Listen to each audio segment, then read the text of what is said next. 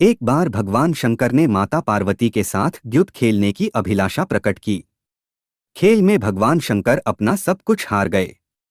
हारने के बाद भोलेनाथ अपनी लीला को रचते हुए पत्तों के वस्त्र पहनकर गंगा के तट पर चले गए। कार्तिकेय जी को जब सारी बात पता चली तो वह माता पार्वती से समस्त वस्तुएं वापस लेने आए। इस बार खेल में पार्वती जी हार गईं तथा कार्तिकेय शंकर जी का सारा सामान लेकर वापस चले गए। अब इधर पार्वती भी चिंतित हो गईं कि सारा सामान भी गया तथा पति भी दूर हो गए। पार्वती जी ने अपनी व्यथा अपने प्रिय पुत्र गणेश को बताई तो मातृभक्त गणेश जी स्वयं खेल खेलने शंकर भगवान के पास पहुंचे। गणेश जी जीत गए तथा लौटकर अपनी जीत का समाचार माता को सुनाया। इस पर पार्वती बोलीं कि उन्हें अपने पिता को साथ लेकर आना चाहिए था।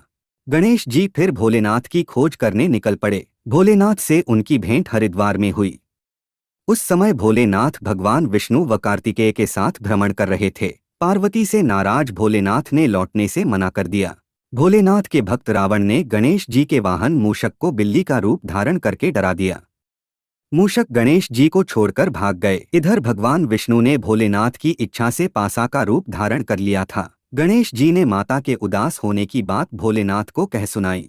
इस पर भोलेनाथ बोले कि हमने नया पासा बनवाया है, अगर तुम्हारी माता पुनः खेल खेलने को सहमत हो तो मैं वापस चल सकता हूँ। गणेश जी के आश्वासन पर भोलेनाथ वापस पार्वती के पास पहुँचे तथा खेल खेलने को कहा। इस पर पार्वती हंस पड़ी व बोली, अभी पास क्या चीज है जिससे खेल खेला जाए।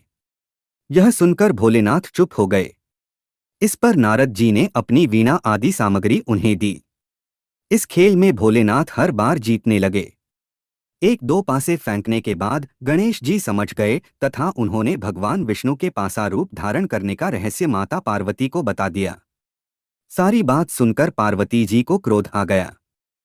रावण ने माता को समझाने का प्रयास किया पर उनका क्रोध शांत नहीं हुआ तथा क्रोधवश उन्होंने भोलेनाथ को श्राप दे दिया कि गंगा की धारा का बोझ उनके सिर पर रहेगा।